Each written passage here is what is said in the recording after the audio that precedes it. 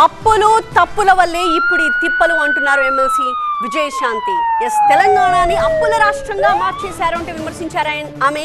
BRS చేసిన తప్పుల వల్ల అందరం ఇప్పుడు ఇబ్బందులు పడుతున్నాము, ఒక్కొక్కటిగా అన్ని సెట్ చేస్తూ ముందుకు వెళ్తున్నాం అంటున్నారు విజయశాంతి. వరద బాధితులను తాము ఆదుకుంటామన్నారు ఆమె. వాళ్ళందరూ అవస్థ పడుతున్నాం.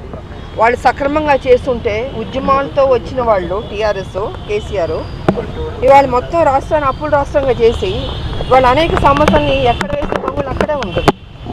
సో దాన్ని మొత్తం సెటిలైట్ చేయడానికి మా ప్రభుత్వం ఉంది, చేస్తుంది, ఇంకా కూడా చేస్తుంది. కొంత టైం పడుతుంది, ఒకే రోజు అద్భుతాలు జరగవండి. ఎందుకంటే వాళ్ళు చేసిన తప్పులు మరి అప్పులు అన్ని చోట్ల పెట్టారు, మనం అన్నీ సెటిలైట్ చేయాలని కొంచెం టైం పడుతుంది. కాబట్టి ముందు ఈ వరదల్లో చిక్కుకున్న వాళ్ళందరికీ వాళ్ళకి ఏదైనా తొందరగా వాళ్ళకి అందేటట్టు చేయాలని మేము అందరం కోరుకుంటున్నాం. మా ప్రభుత్వాన్ని కూడా అడుగుతున్నాం. ఎందుకంటే చాలామంది అన్నీ కోల్పోయారు పాపం. నిజంగా పంట నష్టం కావచ్చు, అసలు మొత్తం ఇంట్లో సామాన్లు పోయినాయి, బట్టలు పోయినాయి, తినడానికి తిండి కూడా లేదు, అంత దారుణమైన పరిస్థితి.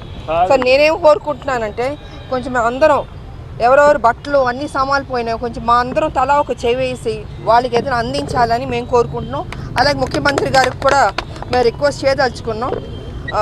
ఎక్కడెక్కడ ఏమేమి ఉంది, వాళ్ళు రోడ్డు మీద నుంచుని ఉన్నారు. నిజంగా పొద్దున్న చూస్తుంటే బాధగా ఉంది మాకు. మా తెలంగాణ ప్రజలు అలా బాధపడకూడదని అందరం తలాకు చెయ్యేసి మిగతా అన్ని పార్టీలు కూడా ముందుకొచ్చి వాళ్ళకి తినడానికి తిండి కావచ్చు, పప్పు, నూనె, ఉప్పు, అన్నీ బట్టలు మొత్తం సప్లై చేయాలని కోరుకుంటాం.